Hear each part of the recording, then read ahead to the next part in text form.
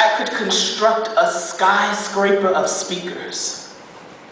With the top floor so far above us that once I reach it, I'm face to face with Apostle Peter.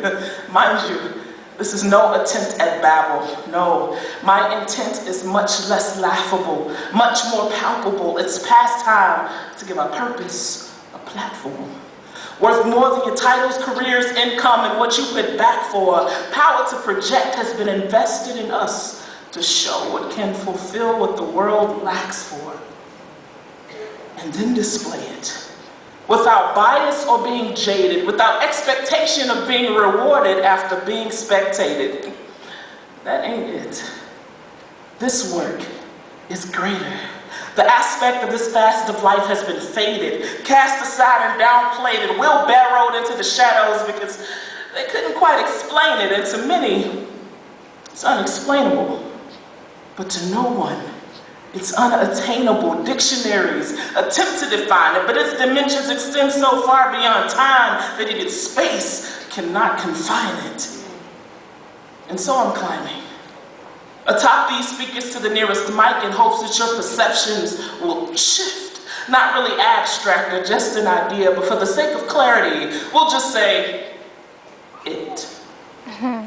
And so it flung Earth into space, polka-dotted a black sky with moon and stars' brightness that would glorify its source when rooms of humans fall silent. It inhaled void and exhaled galaxies, solar systems and heavenly bodies without fallacy.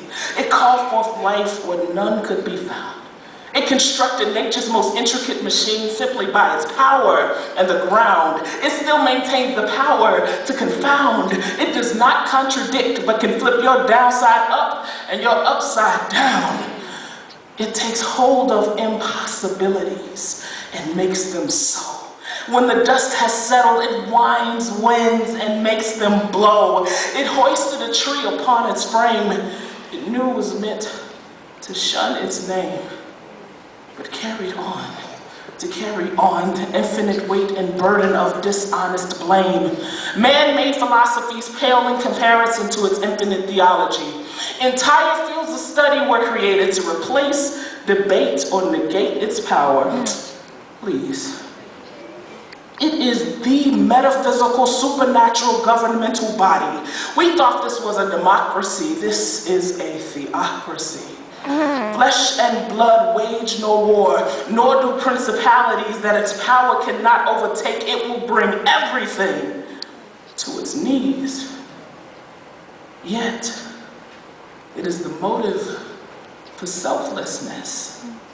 It makes miracles of what's left as mess. It breaks and it mends without ever having to bend from its original state. It surpasses masses and transcends matter. It is the foundation of what science can't fathom. It is reality. Uncontainable, undeniable, the explainable, unseen, but never unreliable. It and its source are one and the same. If there's no relation to the source, then there's no displaying of the name. Some call it the cure. Others call it an emotion or a lift, but if it must be classified, let's label it what it is. A gift, which is this: love, and so is God. The two are not functional separately and do not operate apart. If there was ever any question of what operates his heart, I submit that your mirror is an optimum place to start. Now, they would like for you to define it by a day in February, but it cannot be confined by a time. Nothing short of legendary, euphoric, extraordinary, much more than terrestrial. It's celestial. So it must come from above. If ever you find someone is seeking an equal sign, show them God and love.